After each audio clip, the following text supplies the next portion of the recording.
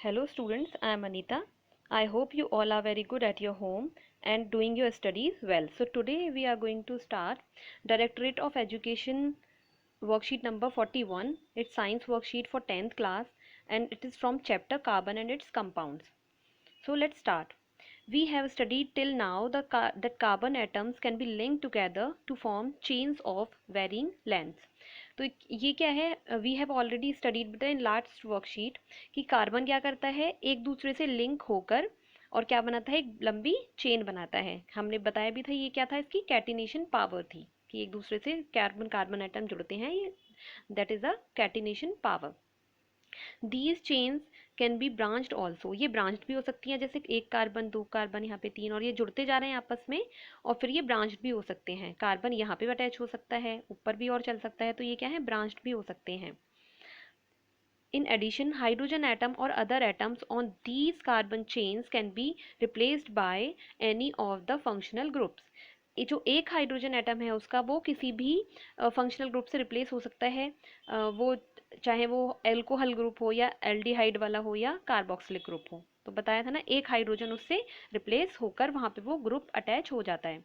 The presence of a functional group such as alcohol decides the properties of carbon compound regardless of the length of the carbon chain.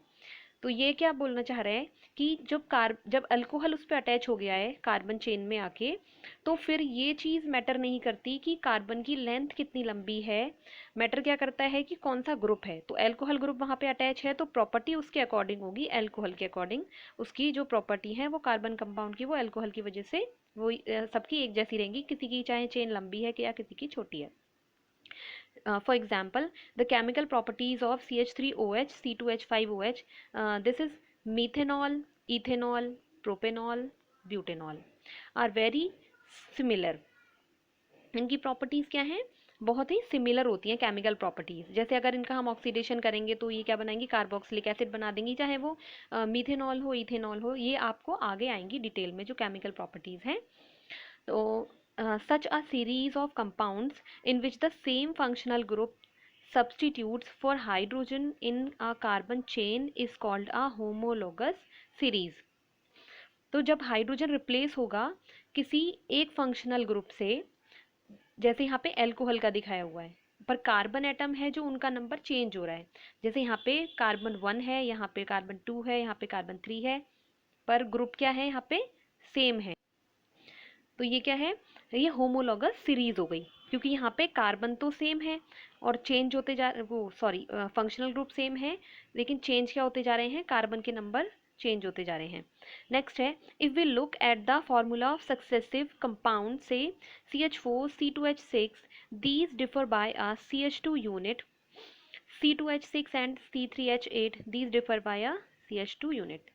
तो actually they wants to से, क्या बोलना चाह रहे हैं ये, कि हम यहाँ पे कंपेयर करके देख लेते हैं. यहाँ पे हम कार्बन ले लेते हैं, यहाँ पे हम हाइड्रोजन ले लेते हैं. तो पहला वाला इनका कंपाउंड है CH4, दैट इज मीथेन. तो यहाँ पे कार्बन की जो नंबर है वो है 1, हाइड्रोजन है number 4. Second one is ethane. Ethane में 2 carbon atoms and 6 hydrogen atoms. तो यहाँ और थर्ड वन भी ले लेते हैं हम. Third one is propane. Carbon number is 3 and hydrogen 8. So we can compare the difference between these atoms. यहाँ पे कार्बन 1 है, यहाँ पे 2 है, 1 का डिफरेंस हुआ, इसमें भी 1 का डिफरेंस हुआ, यहाँ 2 है, यहाँ 3 है, तो क्या डिफरेंस हुआ, यहाँ पे सिंगल तो कार्बन है. और हाइड्रोजन देख लेंगे, यहाँ पे 4 था, यहाँ 6, 2 का डिफरेंस, यहाँ पे 6 है, यहाँ 8 हो गया, फिर से 2 का डिफरेंस इनके बीच में, तो कितना हुआ, CH2 यूनिट. तो जो भी आगे कार्बन जैसे इंक्रीज होते जाएंगे उनमें CH2 यूनिट का डिफरेंस होता है. ये आपको पता चल गया. तो यही बात ये बोलना चाहते हैं आपको. अब है यहाँ पे try to answer. What is the difference between the next pair propane and butane. ये अभी बताया हमने कि अगर हम यहाँ पे भी देख लेंगे बेटा, C है, 3 है, कार्बन कितने हैं, 3, यहाँ पे है 4. सो डिफरेंस कार्बन का कितना हुआ, 1 कार्बन एटम हो गया. हाइड्रोजन यहाँ पे 8 है, यहाँ 10 है, तो that is again difference of CH2 unit. तो यहाँ पे भी हम क्या लिखेंगे, CH2 यूनिट का डिफरेंस है इनमें. सेकंड है can you find out the difference in molecular masses between these pairs? The atomic mass of carbon is 12 unit and the atomic mass of hydrogen is 1 unit. तो ये हम कैसे निकालेंगे? हमें निकालना है मॉलिक्यूलर मास. मॉलिक्यूलर मास किसका होगा? मॉलिक्यूल का होगा ऑब्वियसली. तो यहाँ पे हमें पूछ रहे हैं ये जो हमारी CH2 यूनिट है, CH2 ये जो मॉलिक्यूल बना. मॉलिक्यूल क्यों बोल रहे हैं? क्योंकि ये एटम से बना है. ये तो समझ में आता है ना आपको कि ये पूरा मॉलिक्यूल बन गया है क्योंकि एटम से मिलकर बना है. और यहाँ पे एटम्स क्या है? कार्बन एटम है, हाइड्रोजन एटम है, 2 हाइड्रोजन के एटम्स हैं और एक क्या है? कार्बन का एटम. तो CH2 यूनिट का हमें बताना है. तो there is 1 carbon and what is the carbons atomic mass is 12 U. तो यहाँ पे हम लिखेंगे 12. कार्बन कितना है? एक ही है इसलिए हम यहाँ पे 12 ही लिखेंगे. प्लस करेंगे हाइड्रोजन के हैं 2 एटम्स हैं and what is the atomic mass of hydrogen? 1 unit. Okay, so 1 plus 1 because there are 2 atoms of hydrogen, so the value will be 14U. तो क्या लिखेंगे हम यहाँ पे? जो इनका जो मॉलिक्यूलर मास आएगा वो आएगा 14 यूनिट. 14U इसको हम लिखेंगे. Now move on. Similarly, take the homologous series for alkenes. The first member of the series is ethene. तो फर्स्ट मेंबर कौन है उस सीरीज का? एथीन है. एथीन एथ मतलब 2 कार्बन्स हैं. ओके, तो इसका फॉर्मूला भी अभी आगे हम डिस्कस करेंगे, बताया है. व्हाट इज द एथीन का यहाँ पे द नंबर ऑफ मेंबर्स ये है. एथीन है. What is the formula of ethene? तो एथीन, एथ मतलब 2. ये आपको पता है ना. मीथ मीन्स 1, एथ मीन्स 2. तो ये हमें नाम से पता चला. एथ है तो 2 कार्बन एटम्स हैं. इन से पता चला. अगर एन होता तो दैट इज एल्केन. इन मीन्स दैट इज एल्कीन. और एल्कीन क्या होते हैं? जिनमें डबल बॉन्ड्स होती हैं. तो कार्बन कार्बन के बीच में हम डबल बॉन्ड लगा देंगे. अब हमें देखना है कि कार्बन की 4 वैलेंसीज सेटिस्फाइड होनी है. तो 2 तो यहीं पे हो गई ये बॉन्ड, तीसरा हम इधर लगा लेंगे, चौथा हम इधर लगा लेंगे. और same thing is with this one. तो 2 कार्बन के यहाँ पे ये हो गए bond, third one is here और 4 वन इज हम यहाँ लगा लेंगे. और यहाँ पे हाइड्रोजन हम ऐड करते जाएंगे. तो इसका फॉर्मूला क्या बनेगा? C2H4. तो ये स्ट्रक्चर हुआ एथीन का. Okay students, the succeeding members have the formula C3H6, C4H8 and C5H10. Do these also differ by CH2 unit? ये हमसे पूछ रहे हैं क्या इनमें भी इतने का ही डिफरेंस है जैसे एल्केन्स में था. हम यहाँ पे देख रहे थे कि ये एथेन, मीथेन, इथेन इनमें डिफरेंस था CH2 यूनिट का. तो क्या इनमें भी है? तो देख लेते हैं. यहाँ पे कार्बन के हैं 3, हाइड्रोजन है 6. यहाँ पे कार्बन हो गया 4, हाइड्रोजन हो गए 8. तो यहाँ पे भी क्या हुआ? CH4 यूनिट का डिफरेंस है.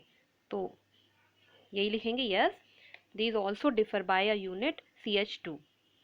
But do you see any relation between the number of carbon and hydrogen atom in these compounds? Any relationship? हमें ये पूछ रहे हैं कि कोई रिलेशन है बीच में, मतलब कि कोई फॉर्मूला ऐसा हो सकता है. तो नेक्स्ट पॉइंट में है ऐसा. ये इन्होंने फॉर्मूला दिया हुआ है एल्कीन्स के लिए CnH2n, वेयर n 2 3 4 हम पुट कर सकते हैं.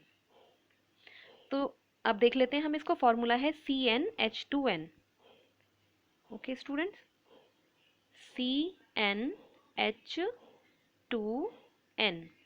तो हम पहले रख के देख लेते हैं. n इक्वल टू 2 अगर हम रखते हैं तो C2H2 इंटू 2. तो ये आएगा C2H, 2 2 जा 4, C4. That is ethene. अभी हमने इसका स्ट्रक्चर भी बनाया था. अगर हम यहाँ पे n इक्वल टू 3 रखते हैं तो ऐसे ही हम क्या कर लेंगे? C3 और H2 इंटू 3. तो ये क्या बन जाएगा? C3 और 2 3 जा 6, C3H6. ये बन गया प्रोपीन. 3 कार्बन है तो इसलिए प्रोपीन. तो इनमें भी किसका डिफरेंस है? इसी का डिफरेंस है और ये इसका फॉर्मूला है. नेक्स्ट है, can you similarly generate the general formula for alkenes and alkynes? तो एल्कीन्स और एल्काइंस के लिए भी क्या फॉर्मूला है? तो बिल्कुल है. जब हम एल्केन की बात करते हैं तो उसके लिए फॉर्मूला है CnH2n प्लस 2. तो अगर हम देखेंगे सबसे पहले हम मीथेन का देखते हैं. मीथेन का CH4 है जैसे, तो n इक्वल टू हम रखेंगे 1. Meth means 1. तो C1H2 इंटू 1+2 ऐसे ही तो पुट करेंगे हम। तो क्या बनेगा फॉर्मूला CH4, तो ये क्या बन गया मीथेन। अगर हम ऐसी का एन की जगह हम 2 अगर वहाँ पे पुट करेंगे इस वाले फॉर्मूले में तो इथेन बनेगा, ऐसे ही प्रोपेन बनेगा। और फिर है एल्काइन के लिए, एल्काइन के लिए है फॉर्मूला CnH2n-2। तो जैसे हम अगर ले लेते हैं एसिटाइलीन, एसिटाइलीन अगर हम ले लेते हैं तो उसका n इक्वल टू 2 हम रखते हैं, तो n की जगह रखेंगे 2, C2H2 इंटू 2-2। तो इसका फॉर्मूला है, इसका आएगा जो स्ट्रक्चर बनेगा, किसका बनेगा, H2, वो C2H2। ओके स्टूडेंट्स, तो हम इसको कैसे बनाएंगे, एल्काइन। एल्काइन का मतलब है कि कार्बन कार्बन के बीच में ट्रिपल बॉन्ड, तो C2H4 का हमें बनाना है, वो C2H2 का, सॉरी। तो कार्बन कार्बन लिख लिए। अब ट्रिपल बॉन्ड है एल्काइन में, तो हमने 3 बॉन्ड्स लगाए, तो 3 तो यहाँ पे सेटिस्फाई हो गए इनके, एक बॉन्ड और बचा दोनों के पास, तो यहाँ पे हाइड्रोजन लगा देंगे। तो क्या बन गया, C2H2। तो आप जितनी प्रैक्टिस करोगे उतना ही समझ में आएंगे, बाकी बहुत ईजी होते हैं। Next is properties of homologous series. As the molecular mass increases in any homologous series, a gradation in physical properties is seen। तो क्या है, अगर इसका जो मास है, मॉलिक्यूलर मास बढ़ता जाएगा, इट मीन्स CH2 यूनिट बढ़ती जाएगी। जैसे पहले 2 कार्बन है, फिर 4, फिर 5 ऐसे, तो फिर क्या है, उनकी फिजिकल प्रॉपर्टीज में थोड़ा इंक्रीमेंट चेंजेस देखने को मिलते हैं। वो कैसे होते हैं, this is because the melting and boiling point increase with increasing molecular mass. जैसे जैसे मॉलिक्यूलर मास बढ़ेगा उसका मेल्टिंग पॉइंट और बॉइलिंग पॉइंट भी बढ़ता जाएगा, क्योंकि कंपाउंड बड़ा होता जा रहा है वो, ठीक है। Next is solubility in a particular solvent also show a similar gradation. तो जो एक ऐसा होता है ना कि ये इस वाले सॉल्वेंट में ही सॉल्युबल है, ये वाटर में सॉल्युबल है या अल्कोहल में सॉल्युबल है, ये प्रॉपर्टीज आपको आगे देखने को मिलेंगी। तो वो भी क्या है, डिफर होती हैं अगर उसकी जो सीरीज है उसमें कार्बन एटम्स बढ़ते जाएंगे तो। but the chemical properties which are determined solely by the functional group remain similar in a homologous series। लेकिन जो उसकी केमिकल प्रॉपर्टीज हैं वो सेम रहेंगी, जो भी उस फंक्शनल ग्रुप की वजह से हैं तो वो सेम रहेंगी, कितने भी उसमें कार्बन बढ़ते जाएं। जैसे अगर अल्कोहल की वजह से है तो जो अल्कोहल की प्रॉपर्टी है वो सेम रहेंगी चाहे उसमें कार्बन बढ़ते जाएं। Next is nomenclature of carbon compounds। The names of compounds in a homologous series are based on the name of the basic carbon chain modified by a prefix phrase before or suffix phrase after, indicating the nature of the functional group। ये क्या है कि carbon जो homologous series है उनके नाम कैसे आगे चेंज होते जाते हैं, कि जो उनमें जो बाद में लगेगा सफिक्स लगेगा वो तो सेम होगा। जैसे अल्कोहल है उसका नॉल हम लगाते हैं, तो सब में आप देख रहे हो मिथेनॉल, इथेनॉल, प्रोपेनॉल, ब्यूटेनॉल, तो नॉल are the same. But change क्या हो रहा है, जो ये प्रीफिक्स है कार्बन के, जैसे 1 है कार्बन तो मेथ आ गया, कार्बन 2 है तो ईथ आ गया, कार्बन 3 है तो प्रोप आ गया, 4 है तो ब्यूट आ गया। ऐसे ही एल्डिहाइड वाले में तो नल तो आपको सब जगह मिलेगा, methanal, ethanal, propanal, butanal. Change क्या हो रहे हैं, कार्बन एटम की वजह से ये। और same thing is with carboxylic acid. अब हम क्वेश्चन आंसर देख लेते हैं इसके।